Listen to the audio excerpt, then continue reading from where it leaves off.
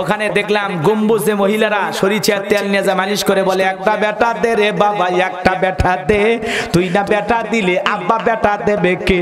কে রে মাজারে পীর সাহেব কি ছেলে মেয়ের কারখানা খুলে বসে আছে যে চাইলেন আর একটা হাতে ধরে দিল? ছেলে মেয়ে দেয় কি? আরো জোরে বলেন, ছেলে দেওয়ার মালিক কে? সূরা সূরার ভিতরে আল্লাহ পাক বলেছেন আমি কাউকে ছেলে দেই, কাউকে মেয়ে দেই, কাউকে ছেলে মেয়ে উভয়টা দান করি, আবার কাউকে আমি আল্লাহ পাক বন্ধা বানায় রাখি। কথা কন। এজন্য সন্তান যদি চাওয়া লাগে কার দরবারে? এ জোরে কন। আমি দেখলাম ওখানে ডাবের কাছে ইট ঝুলে রাখছে, দড়ি দিয়ে ইট ঝুলে রাখছে। আমি বললাম ফজিলত কি করছে হুজুর, বুঝিচ্ছেন না? যেই মহিলা নিয়ত করে ইট ঝুলে রাখলো, ইট ঝুলে রাখলে ইট যেরকম ভারী হয় কিছুদিন পর ওই মহিলার পেটও ভারী হবে।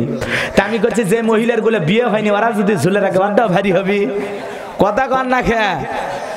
এজন্য যদি সন্তান চাওয়া লাগে বাবার কাছে না, চাইবেন কার কাছে? আরো জোরে কোন কার কাছে? ফাইজা ফারাগাতা ফানসাব ওয়া ইলা রাব্বিকা ফারাগাব। আল্লাহু আকবার। আল্লাহ ডেকে বলে গোলাম, যখন তুমি নিঃসহায় দুর্বল হইবা তোমার শূন্য হাতটা আমি আল্লাহর দিকে পেতে ধরো, আমি আল্লাহ পাক তোমার শূন্য হাতটাকে পূর্ণ বানায় ফেরাই দেব। কোন সুবহানাল্লাহ।